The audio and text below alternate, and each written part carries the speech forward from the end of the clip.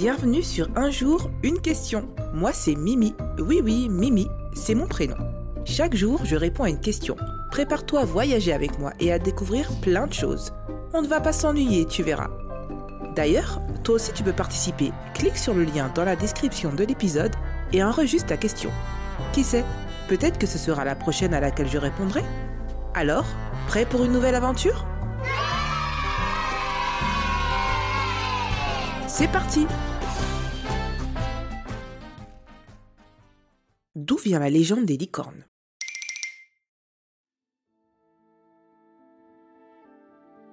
Coucou toi! Aujourd'hui, je vais te raconter une histoire fascinante. On part à la recherche de l'origine des licornes. Allez, accroche-toi, on plonge dans un univers magique.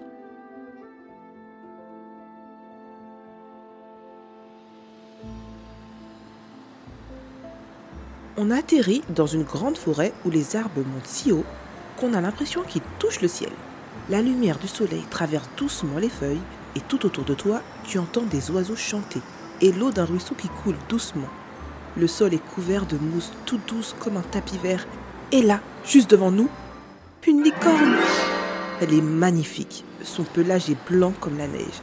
Sa crinière brille comme des rayons de lune et sa corne au milieu de son front semble faite de cristal doré. Elle est paisible. Elle nous regarde avec ses grands yeux pleins de douceur. Laisse-moi donc te raconter l'histoire de la licorne. Il y a très très longtemps, un explorateur grec appelé Stésias a voyagé jusqu'en Inde. Là-bas, il a entendu parler d'un animal extraordinaire. Il ressemblait à un cheval, mais avec une seule grande corne au milieu de la tête. C'était magique. Quand il est rentré chez lui, il a raconté ce qu'il a vu. Mais tu sais quoi? Il parlait sûrement du rhinocéros indien. Cet animal a une corne sur le nez et peut-être qu'avec l'imagination des gens, cette description s'est transformée en licorne. Mais la licorne ne s'est pas arrêtée là. En Chine et au Japon, il y avait aussi une légende sur une créature magique qu'on appelait le Qilin. C'était un animal très gentil avec une corne et il n'apparaissait que pour annoncer des moments très spéciaux, comme la naissance d'un roi ou d'un grand sage. Plus tard, en Europe, au Moyen-Âge, les histoires sur les licornes sont devenues encore plus incroyables. Les gens racontaient que les licornes étaient des créatures si pures et si timides qu'elles fuyaient les humains. Mais il y avait une exception. On disait qu'une licorne pouvait s'approcher d'une jeune fille douce et sage car elle représentait la pureté et la gentillesse.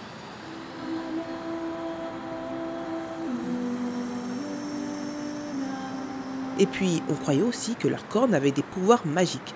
Elle aurait pu guérir des maladies ou même rendre de l'eau empoisonnée potable. Tu sais, en Écosse, la licorne n'est pas seulement une créature de légende. Elle est un symbole officiel. Depuis très longtemps, elle figure sur les armoiries de ce pays. Les armoiries, ce sont des dessins spéciaux qu'on utilise pour représenter un royaume ou une famille importante comme un emblème. En Écosse, on trouve la licorne sur ces armoiries parce qu'elle symbolise la force et la liberté. Et si tu visites ce pays, tu verras aussi des statues de licornes devant des châteaux, sur des monuments ou même dans des musées. Là-bas, c'est comme si la magie des licornes vivait encore. Si les licornes nous fascinent encore aujourd'hui, c'est peut-être parce qu'elles sont comme un pont entre le réel et l'imaginaire.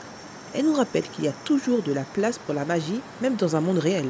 Leur légende nous pousse à rêver à des choses incroyables et à voir la beauté dans ce qui nous entoure. C'est pas juste une histoire, c'est une invitation à ne jamais s'arrêter de rêver. Mais attends, on ne va pas quitter cette forêt enchantée si vite.